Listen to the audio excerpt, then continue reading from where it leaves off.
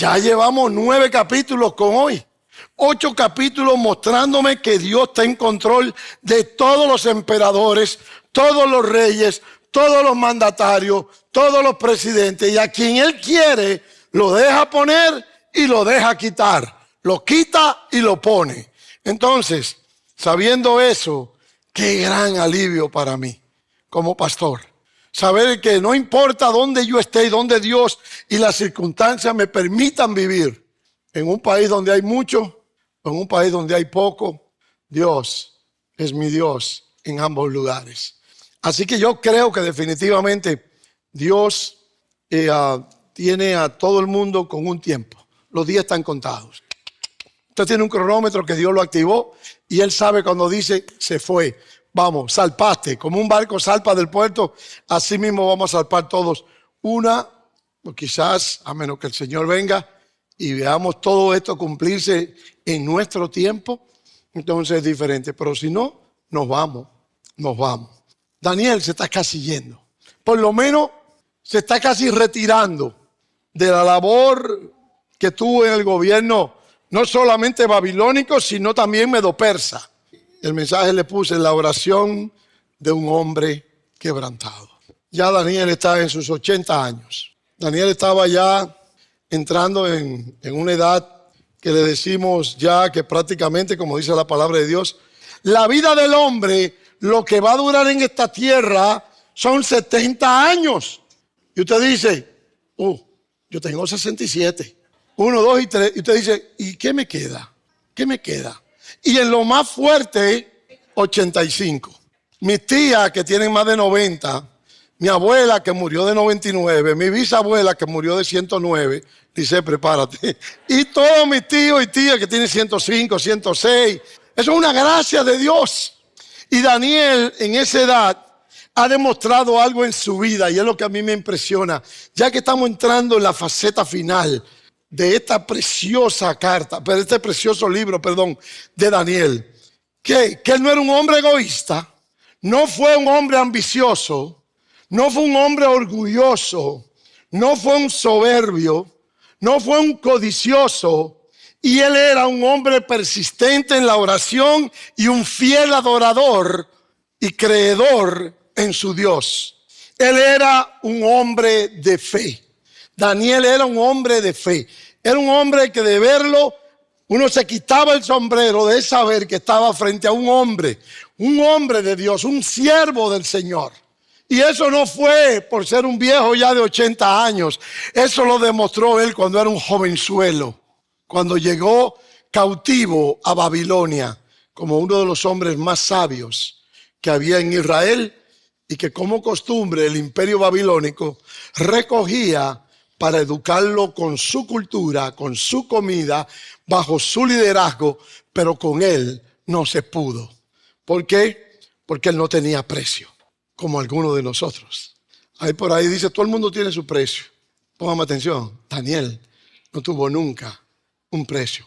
Y las veces que le ofrecieron, mira, dime este sueño y te aseguro que tú vas a ser el tercero del reino y te voy a dar y te voy aquí. Quédate con tu bienes tú mismo. A mí no me interesa eso. Yo no tengo precio. Yo te lo voy a decir porque es el plan de Dios, pero no porque tú me estés pagando. Así que realmente de todas esas características, yo creo que la que más sobresale es la vida de oración de este hombre. Y por eso, después de ese tablazo, de esa visión que él ha tenido y de ver a su pueblo perseguido, él nada más dijo, me toca hacer una cosa, orar. Vayamos a nuestra Biblia, al capítulo 9. Y tristemente la segunda parte del capítulo 9, voy a tratar de cubrirlo todo, aunque sea leyéndolo, aunque no pueda tocar todo porque es un pasaje extenso. La segunda parte del capítulo 9 es el que más conocemos nosotros, el más popular. Es la famosa 70 semanas de Daniel. Es la revelación de Dios que le dice, hay 70 semanas para tu pueblo. Y la gente dice, ¿qué es 70 semanas?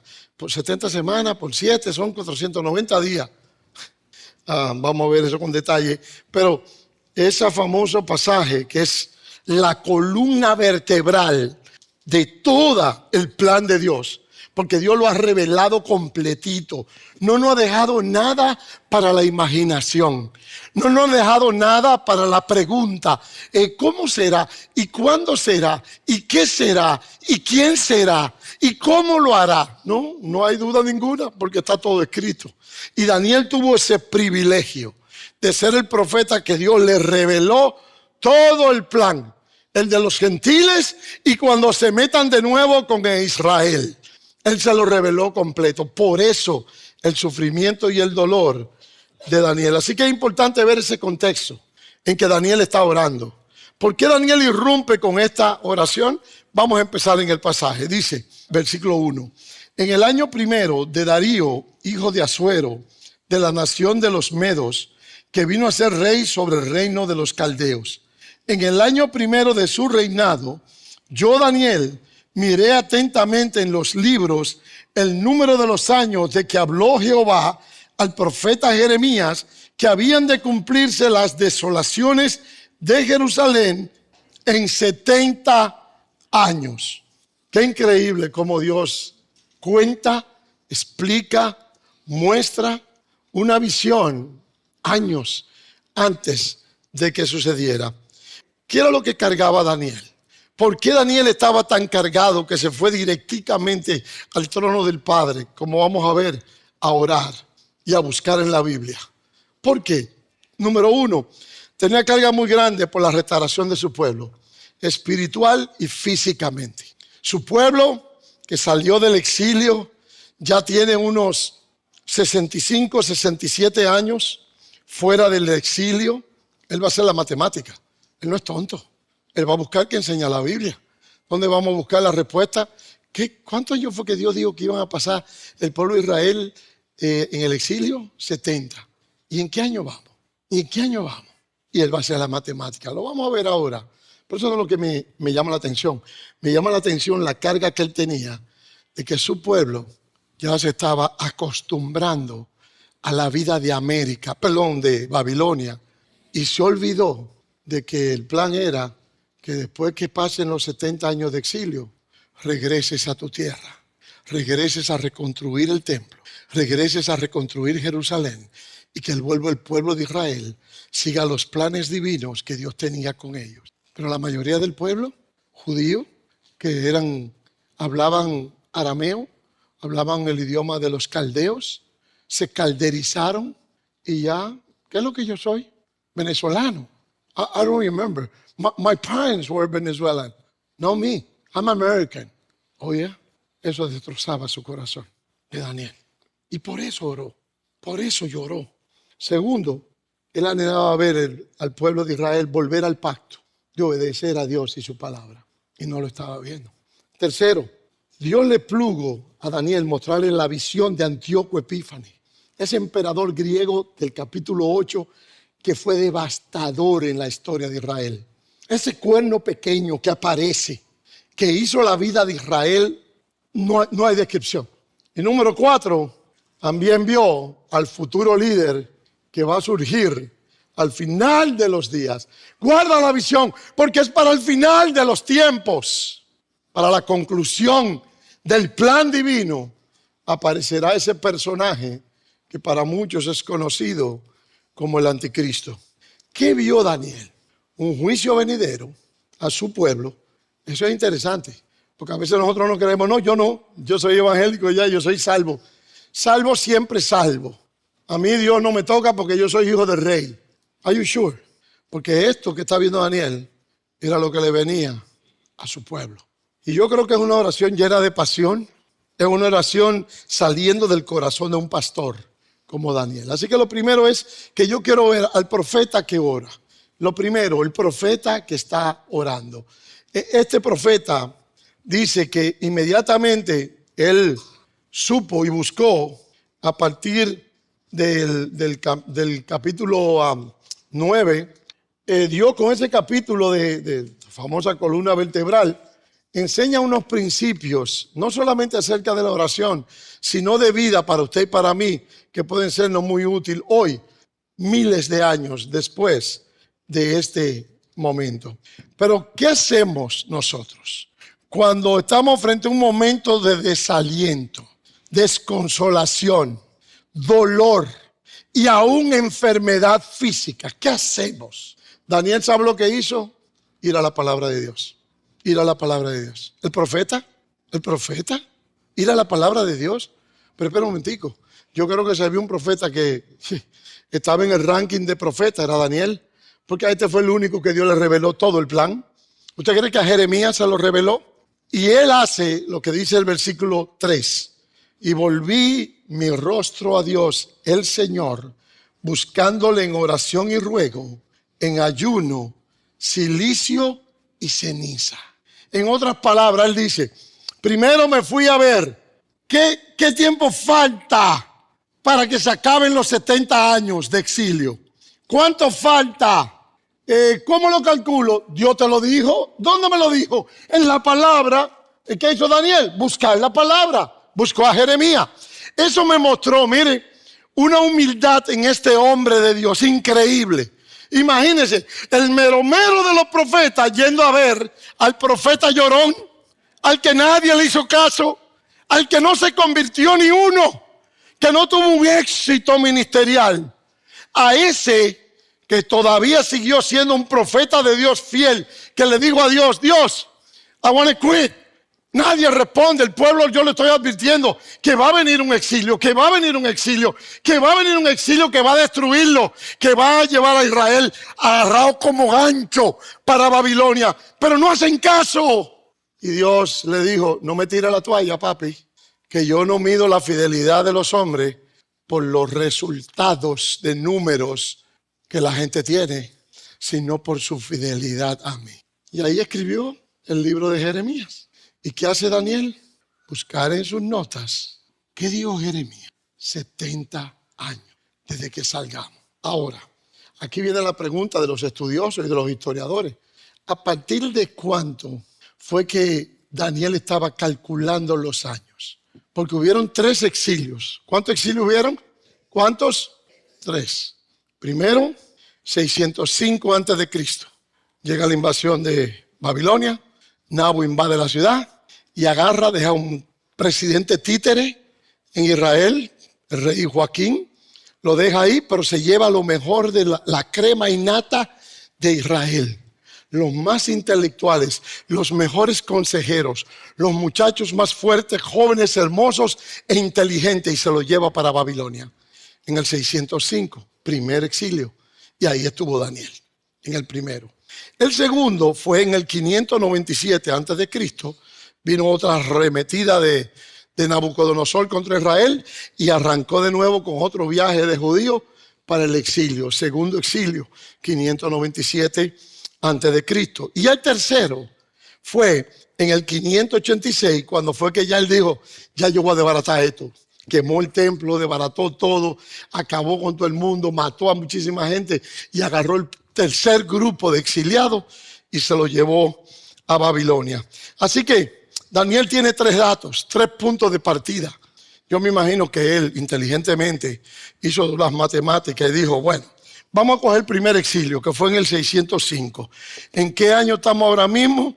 Estamos en el primer año de los Medos. Dice aquí que fue en el primero de Darío, el 538 después de Cristo.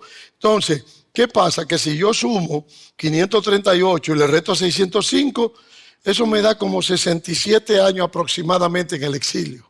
Ojo, eso dijo él. Espérate un momentico. ¿Qué dijo Jeremías?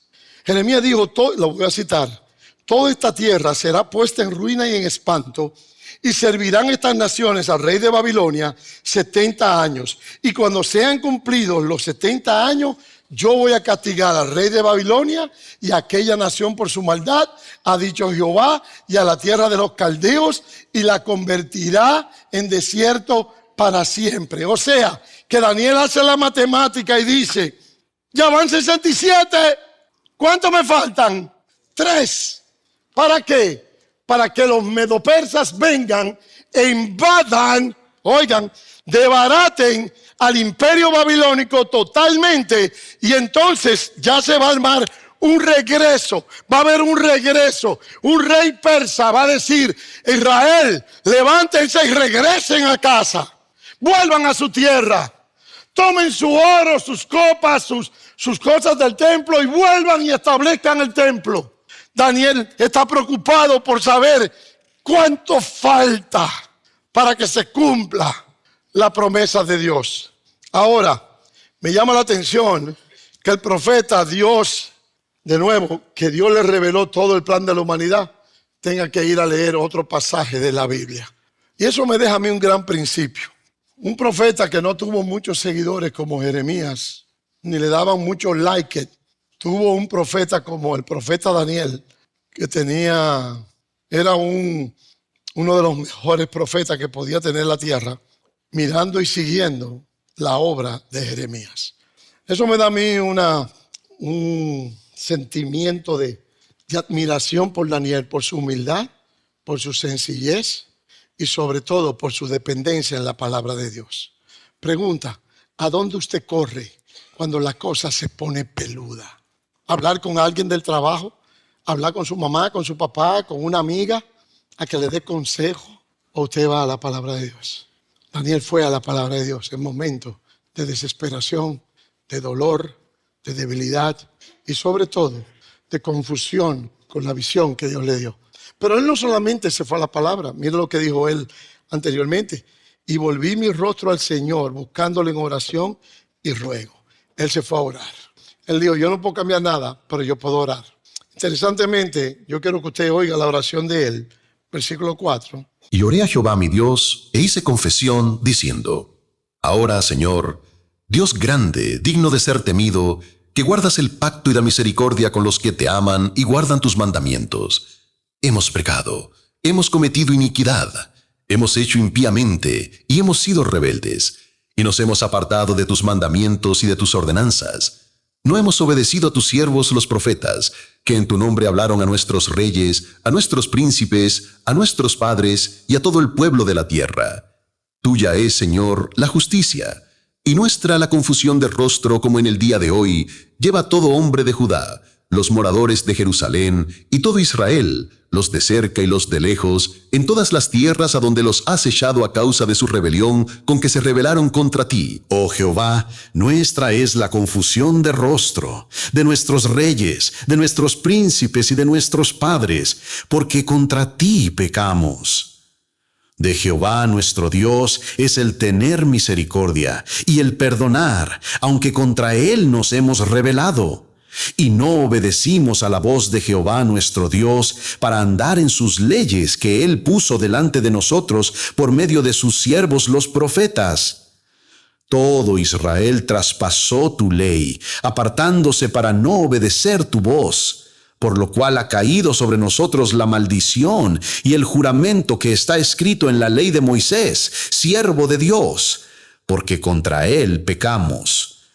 Y él ha cumplido la palabra que habló contra nosotros y contra nuestros jefes que nos gobernaron, trayendo sobre nosotros tan grande mal, pues nunca fue hecho debajo del cielo nada semejante a lo que se ha hecho contra Jerusalén. Conforme está escrito en la ley de Moisés, todo este mal vino sobre nosotros. Y no hemos implorado el favor de Jehová nuestro Dios para convertirnos de nuestras maldades y entender tu verdad. Por tanto, Jehová veló sobre el mal y lo trajo sobre nosotros, porque justo es Jehová nuestro Dios en todas sus obras que ha hecho, porque no obedecimos a su voz. Ahora pues, Señor Dios nuestro, que sacaste tu pueblo de la tierra de Egipto con mano poderosa, y te hiciste renombre cual lo tienes hoy, hemos pecado, hemos hecho impíamente. Oh Señor, conforme a todos tus actos de justicia, apártase ahora tu ira y tu furor de sobre tu ciudad de Jerusalén, tu santo monte, porque a causa de nuestros pecados y por la maldad de nuestros padres, Jerusalén y tu pueblo son el oprobio de todos en derredor nuestro. Ahora pues, Dios nuestro, oye la oración de tu siervo y sus ruegos, y haz que tu rostro resplandezca sobre tu santuario asolado por amor del Señor. Inclina, oh Dios mío, tu oído y oye. Abre tus ojos y mira nuestras desolaciones y la ciudad sobre la cual es invocado tu nombre. Porque no elevamos nuestros ruegos ante ti confiados en nuestras justicias, sino en tus muchas misericordias. Oye, Señor, oh Señor, perdona. Presta oído, Señor, y hazlo. No tardes por amor de ti mismo, Dios mío, porque tu nombre es invocado sobre tu ciudad y sobre tu pueblo. Esta es la oración de un hombre de fe. Esta es la oración de un hombre quebrantado. Pero hay características ahí que él dice, que honestamente, con todo respeto a Juan Calvino, un cristiano un líder, un teólogo que yo admiro muchísimo en algunas áreas de su teología, en otras no. Si fuera Daniel, hubiera tomado la posición calvinista, al él encontrar en la Biblia que faltaban solamente 3 años, ya iban 67, para que el calendario de Dios que le dijo a través de Jeremías, oye, son 70 años que pasarás en el exilio. Y ya Daniel dice, van 67, es para afuera que vamos. Qué bien, vamos a volver a Venezuela, vamos a regresar. Que diga yo, vamos para Cuba otra vez. Póngame atención, yo tenía un jefe cubano y eso me ilustra mucho esta lección, a quien yo le compré el Tony Romas, cubano gallego, de padres españoles, gallegos, muy buena persona, Manny Vega, apellido Vega. Yo le dije, Manny, si cae hoy Fidel, en ese tiempo estaba Fidel, y cae el gobierno comunista y viene, y ya ahora hay una transición de gobierno, ¿tú y tus hijos regresarían a Cuba? Y me miró así con los ojitos, con los lentes para abajo. Tú te estás volviendo loco. ¿Y a buscar qué? Ya mis hijos son americanos. Eso me hizo hace muchos años ver la realidad de Israel. Cuando le dijeron, miren, que ya pueden regresar, en 3 años nos vamos. ¿Sabe lo que dijo la gente? Dime, ay, ¿qué voy a hacer yo con el negocio de tela que tengo aquí en Persia, en Irán? Y el billete que a mí me entra aquí con mis negocios. Y que ya mi familia se ha criado aquí, lo que habla es este idioma y tiene esta cultura. ¿A buscar qué para allá? Tú estás loco, yo me quedo aquí. Esa fue la tragedia que agobió el corazón de este hombre, Daniel, hombre de fe. Él no podía resistir saber, yo no voy a regresar, ya tengo 85 años casi. Yo sé que yo no voy a regresar. Y no por la edad, sino por lo antipático, apático del pueblo que está regresando. Que no le importa la ciudad de Israel, que no le importa su capital Jerusalén, que no le importa la ley de Dios ya. Porque prosperaron en América, en Babilonia. No le interesa. Ya tengo otro tipo de vida. Y ahora yo estoy a otro nivel. Eso pensó el pueblo de Israel. Y yo creo que definitivamente, si este hombre, Daniel, toma una posición calvinista, ¿sabe lo que hubiera dicho? Faltan 3 años. Ya lo que Dios, como es soberano, estableció, eso viene. Definitivamente. Daniel no hizo eso. ¿Sabe lo que hizo Daniel? Voy a orarle a Dios para que eso cambie. Para que el corazón de Dios se mueva, sobre todo, como dijimos al final, a tener misericordia de su pueblo. Que haya misericordia de Dios. Yo sé que los juicios van a venir. Yo sé que Dios es soberano, pero yo me voy a poner de rodillas a orar para ver si puedo influir un poco el corazón de Dios. Y ahí es que yo admiro a Calvino. Calvino escribió más de 50 páginas sobre la importancia de la oración en un creyente. Entonces yo me pregunto, si Calvino era tan calvinista y dependía tanto en que Dios es soberano, ¿para qué oraba? ¿Para qué tú oras? ¿Para qué tú vas a orar si Dios como quiera va a hacer lo que va a hacer? ¿Para qué tú oras? Mira que a la hermana tal le diagnosticaron un cáncer. No ores porque ya Dios está en control. Y si ella se va a morir de cáncer, se va a morir. Y si no, no. Esa es una posición muy linda, calvinista. No ore, no tiene que orar. La gente se la echa a Calvino. No, son sus seguidores ciegos que desvirtuaron todo lo que Juan Calvino fue. Los fieles no se conforman con las promesas de Dios hasta el punto de volverse unos torpes, haraganes, perezosos y ociosos por la certeza de su persuasión de que Dios va a cumplir sus promesas, sino que más bien se estimulan a las oraciones.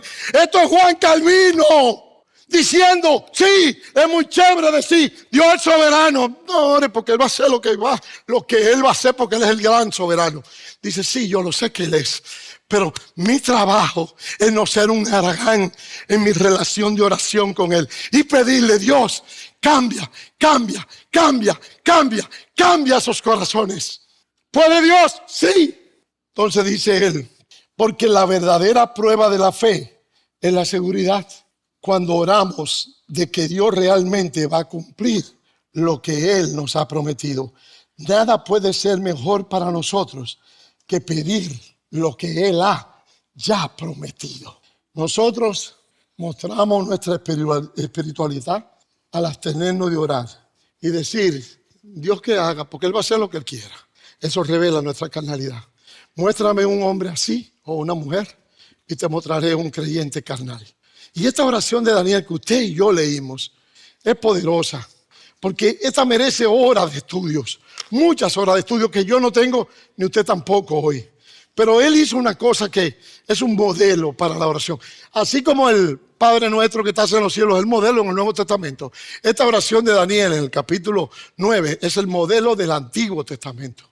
¿Y qué cosa destacó él? Número uno, él se incluyó. Mira lo que hace un líder. ¿Sabe lo que no hace un líder? Un líder no señala el pecado de otro. ¿Sabe lo que hace el líder? Se señala a sí mismo. Se ve su propio pecado y se incluye como pecador. En todos los versículos que usted leyó, nosotros nosotros Dios, nuestro pecado, nuestras barbaridades, nuestro abandono a ti. ¿Nuestro? Daniel, el que menos debe estar en esa lista. Hombre íntegro, de buen testimonio. Nadie jamás pudo pisarle un solo pedacito de su cola. Y está diciendo nuestros pecados. Eso hace un líder real. Se incluye y se mira también junto con su pueblo y con sus hermanos. Hermano, cuando un hermano peca, el mismo Pablo nos dio instrucciones muy claras en el Nuevo Testamento. Él podía apelar por su inocencia, Daniel, y decir, yo no pequé. El que pecó fueron ellos. Ellos son los que se han apartado. Ellos son los que desobedecen. Ellos son los que no oran. Ellos son los que ellos, él, ella, ellos, vosotros. Yo no estoy en esa lista. ¿Sabe qué nos hizo Daniel? Eso me muestra el nivel de liderazgo de Daniel. Pablo lo puso de esta manera, una manera más sencilla. Hermanos, si alguno de vosotros, dentro y fuera de la iglesia, creyente, fuera sorprendido en alguna falta, ustedes que son espirituales, dice la Biblia, dice Pablo, a restaurarle con espíritu de mansedumbre. Eso hace un creyente genuino. Eso hace un líder verdadero. ¿Por qué? Porque te tienes que considerar a ti mismo, no sea que tú también seas tentado. Muéstrame un líder con estas características y te mostraré a uno que, como dice el mismo Pablo en ese pasaje, sobrellevan las cargas los unos con los otros. Y así, solamente así, cuando hacemos eso, cumplimos la ley de Cristo en nosotros. El resto, buche y pluma. Pueden pintarse hermosos por fuera, pero no es extraño. Satanás no se presenta como un ángel de luz y sus ministros como ministros de justicia. Entonces, realmente la realidad de Daniel es, yo no estaba en esa lista, pero como soy líder de esta nación y soy del pueblo de Israel, yo tengo que incluirme. Nosotros hemos hecho esto, Dios, perdónanos y ten misericordia de nosotros. Primero confesó la falta. Cuando un hombre no confiesa ninguna falta, póngame atención, sálgale corriendo. Por último le dijo, Señor, ten misericordia. Yo sé que se lo merece, yo sé que viene juicio. Después del pecado, señores, siempre viene juicio. Después del pecado que viene, si no hay arrepentimiento, viene juicio. Y después del juicio, ¿qué él dice él? Está bien, está bueno que lo juzguen por su pecado. Ahí se quedó Daniel. Está bien, Dios, juzga a tu pueblo y desbarátalo y mándale a Antíoco y mándale a todo el mundo. No, ¿qué dice? Ten misericordia de tu pueblo. Por tus bondades, oh Dios, por tu nombre. Protege tu nombre, oh Dios.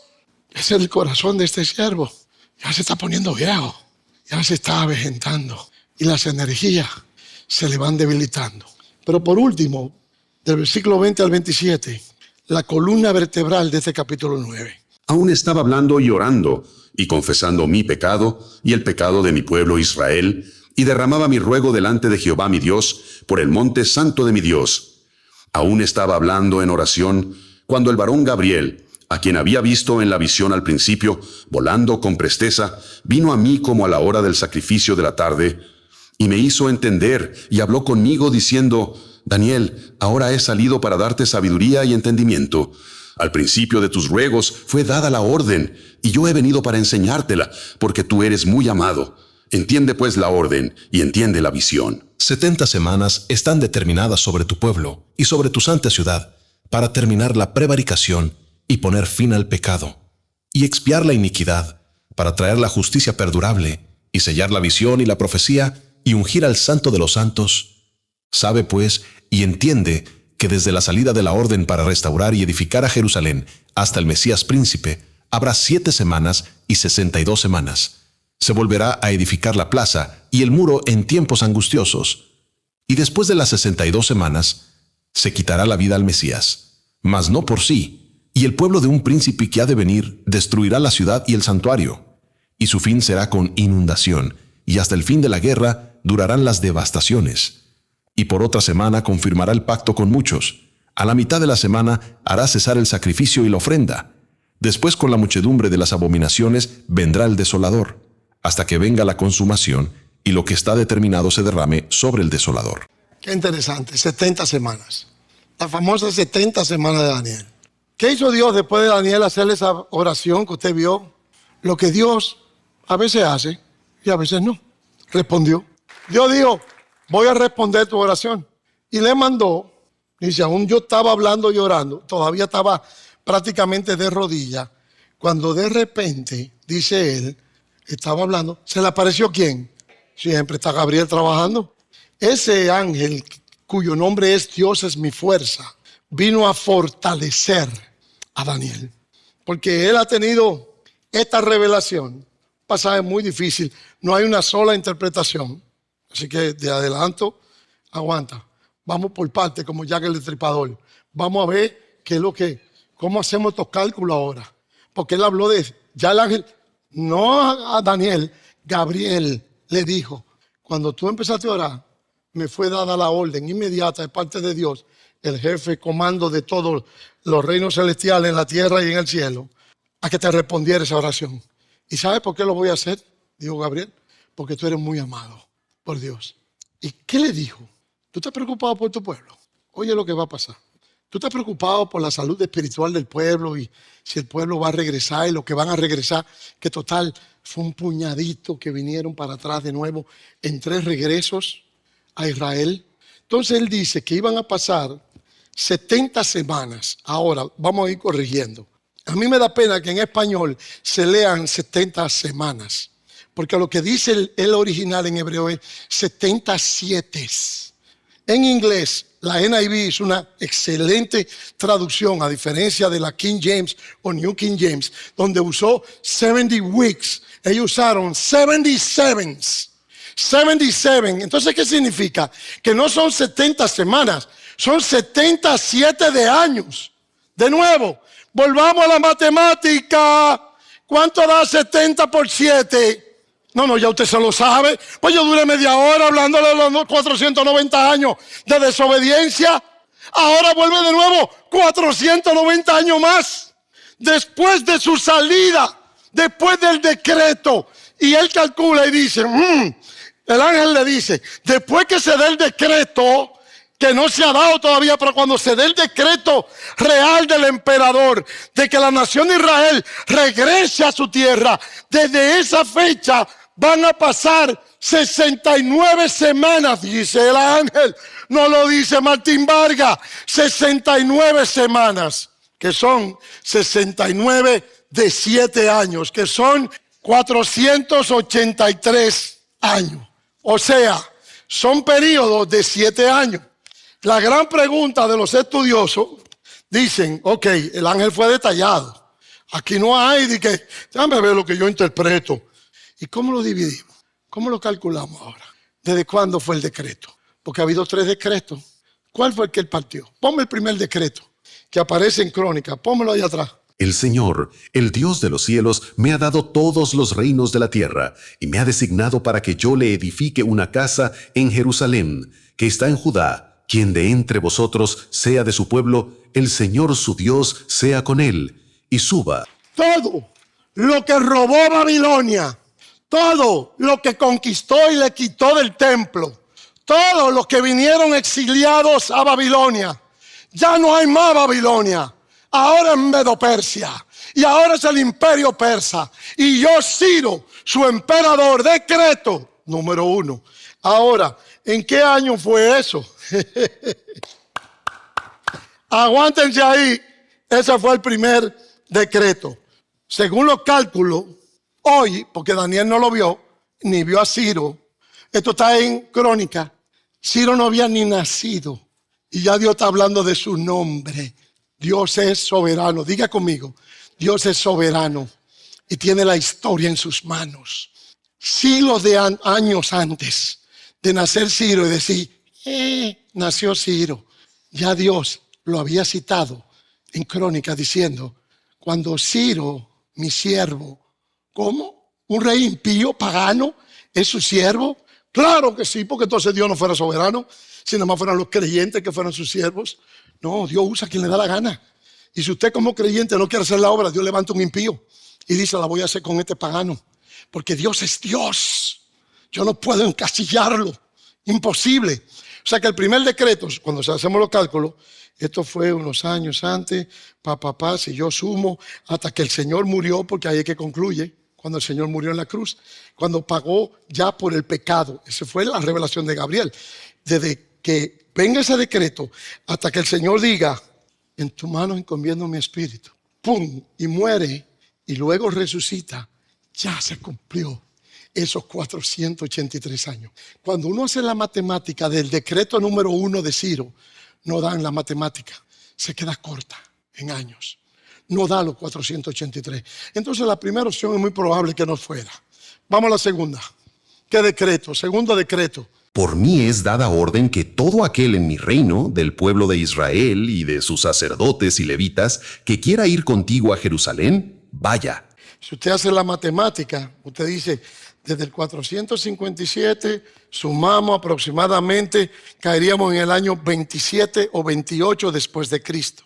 Ojo, mire esto, luce un poco temprano, pero es posible. Esta posibilidad es posible que se fuera. El decreto, el segundo, el de Artajerjes I. Pues es justamente cuando Jesús empezó su ministerio. Cuando Jesús fue bautizado y empezó a hacer su ministerio, que duró ¿cuántos años?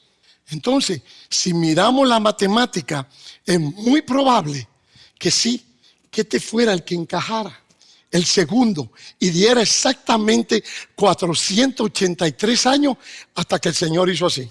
Desde el decreto de Artajerjes I. Pero hay una tercera opción. El rey me dijo, ¿qué es lo que pides? Entonces oré al Dios del cielo y respondí al rey, si le place al rey, y si tu siervo ha hallado gracia delante de ti, envíame a Judá, a la ciudad de los sepulcros de mis padres, para que yo la reedifique. Entonces el rey me dijo, estando la reina sentada junto a él, ¿cuánto durará tu viaje y cuándo volverás? Y le agradó al rey enviarme, y yo le di un plazo fijo. Tercer decreto frente a Nehemías. Nehemías viene con la noticia de que su tierra, la gente regresó en las otras dos grupos también, así como salieron 3 grupos de Israel para Babilonia, así salieron 3 grupos desde Babilonia hacia Israel de nuevo.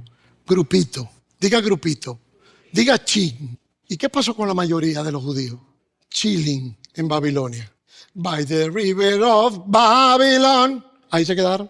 ¿Te has oído la canción? Ahí fue que se escribió. Nos vamos a quedar by the rivers of Babylon. Why? Because it's nicer. I like Florida. I love you, Miami. ¿Quién va a volver para el Perú? ¿Quién va a ir de qué paiquito de donde yo salí? Israel regresó un chin. Y en el tercer decreto, cuando hacemos la matemática y sumamos, se pasan los números de años. De cuando el Señor hizo y resucitó al tercer día. Entonces, ¿qué pasa? Tenemos 3 opciones. ¿Cuál vamos a coger, papi? Para mí, mirando como lo loco, si uno calcula el año como profético, como calculan algunos, que en vez de ser 365 años, es 360, pudiera ser que la tercera también encaja un chin con los 33 años o 30 años, dependiendo cómo calculen antes y después de Cristo, y el día cero, cómo lo cuentan, como uno o como cero, cómo lo contamos, porque el día cero cuenta también, antes de Cristo y después de Cristo. ¿Y el cero qué hacemos? ¿El cero para cuándo? Cuando nació. Entonces, de que quedó embarazado, se cuenta. Entonces, para mí, no soy dogmático. Si usted quiere creer la primera, créala. Se va a quedar corta de los años. Si usted quiere creer la tercera, créala. Pero se va a pasar de los años.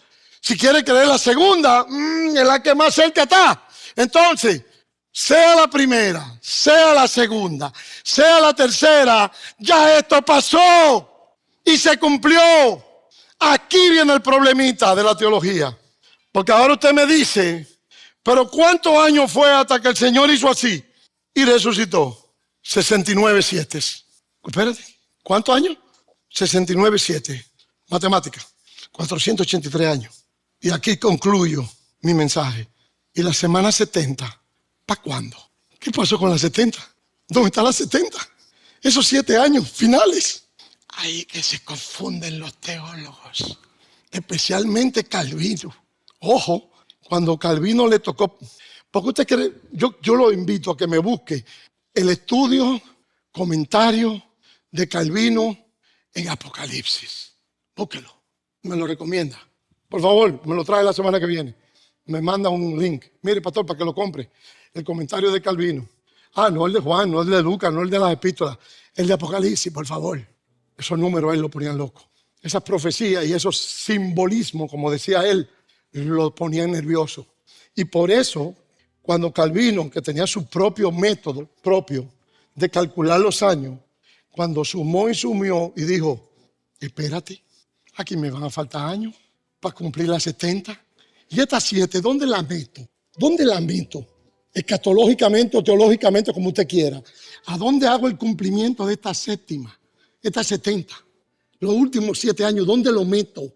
Que no hallo cómo hacerlo. Yo te calculo los primeros 69, pero ¿y las 70? ¿Y qué hizo? Yo creo que cometió un error garrafal, hermenéuticamente hablando, porque si tú estás midiéndome a mí con años, no venga a la final a meterme un arroz con mango. Si usted empezó de Génesis a medir de una manera, termina en Apocalipsis de la misma manera. Eso es integridad hermenéutica. Yo no puedo cambiar porque no me cuadra. Y porque no lo entiendo, déjame ver cómo lo forzó. ¿Y sabe cómo él lo forzó? Representando que en los últimos 7 años, simbólicamente, diga simbólico, simbólicamente representaban la obra de Jesús. Y entonces él mete la muerte de Jesús a la mitad de los 7 años. ¿Por qué lo hizo así? Porque no sé qué hacer con ella. ¿Dónde le echamos a 70? Eso no es hermenéutica. Justa, limpia y con realmente interés de entender lo difícil de esta profecía. Entonces, pastor, y las 70 semanas, las 7, las últimas 7, ¿para cuándo?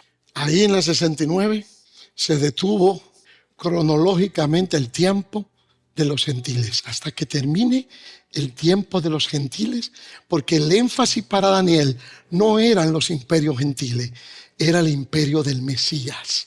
¿Y cuándo? El de su pueblo, que regrese a su tierra y se establezca de nuevo la adoración al único Dios verdadero. Y va a pasar una semanita más, 7 añitos más. ¿Al cuándo? Nos falta el capítulo 10, nos falta el capítulo 11 y nos falta el capítulo 12. ¿Y qué va a pasar en esos 3 capítulos, pastor? En el 10, Dios le va a dar la visión de lo que va a pasar. En el 11, le va a dar la profecía. Y en el 12 va a ser el epílogo, la conclusión de lo que viene para Israel. ¿Te quiere torcer la escritura? Tuérzala. Ya otros líderes mejores que yo y teólogos ya la han torcido para poder cuadrar su teología. Por eso que no pudo meterse en Apocalipsis.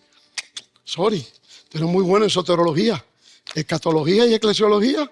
Como decía John MacArthur, cuando ese grupo revise su escatología, revise su eclesiología, no le va a quedar otra opción que creer la opción esta de las 70 semanas. Así que, señores, iglesia, la pregunta para mí es, usted tiene ya 9 capítulos escuchando de que Dios ya tiene todo el plan hecho. ¿Y usted dónde entra en ese plan? ¿A dónde usted va a quedar? ¿Dentro o fuera del reino. Sea usted el jurado. Está en sus manos. Porque de tal manera amó Dios al mundo que ha dado a su Hijo unigénito para que todo, no algunos, para que todo aquel que en Él cree no se pierda, mas tenga vida eterna. Pero ahí mismo dice, hay algunos que no van a aceptar eso. Hay algunos que van a escuchar eso y van a hacer así. A mí no me interesa eso. Entonces, no queda remedio ninguno. ¿Qué perdición? Eternamente. ¿Usted de qué lado está? Honestamente. El modelo de oración de Daniel sacuda nuestras entrañas, nuestra mente, especialmente cuando vemos el daño o el ataque, la persecución al pueblo de Dios. Yo no me alegro, yo no lo celebro. Daniel no podía celebrarlo, pero sí podía orar por ello y clamar a Dios por misericordia. Así que póngase de pie porque yo quiero clamarle a Dios por misericordia.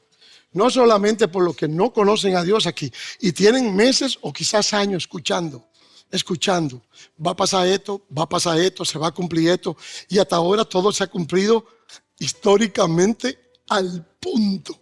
Porque Dios no se equivoca. Pero usted todavía resistiéndose a Dios. Mi oración, que Dios lo quebrante. De la manera que tenga que usar, que lo quiebre. Padre, qué difícil y qué fácil para nosotros leer la historia después de que se ha cumplido todo, prácticamente. Cuando falta solamente una semana de 7 años, que todavía no se ha cumplido. ¿Cuándo, Señor? ¿Cuándo viene? ¿Cuándo será? ¿Dónde será? ¿Cómo será? ¿Qué pasará? Pero sabemos que sucederá, porque tus promesas son fieles y verdaderas. Así como lo revelaste las 69 primeras a Daniel, y el ángel Gabriel la supo dividir muy bien, porque si no hubiera dado todas juntas y hubiera dicho 70 todas juntas. No, porque cada grupo, 7, 62 y 7, tenía un significado, un propósito y un plan dentro de tus planes eternos y divinos para la salvación de la humanidad y para el reino que va a conquistar y que ha conquistado en nuestros corazones Cristo Jesús. Así que, Señor, ayúdanos a evaluar y a seguir meditando cómo es nuestra vida de oración, cómo nos relacionamos y que llevamos las cargas los unos con los otros. Ayúdanos, Dios, en el nombre de Jesús. Amén. Si este mensaje te ha inspirado, compártelo. Si quieres contactarte con nosotros o necesitas oración, escríbenos a info@iglesiareal.org o nuestra línea de WhatsApp al 754-581-7269. Nos reunimos todos los domingos a las 11:30 en 2640 Washington Street, Hollywood, Florida 33020. Tu camino de fe nos importa.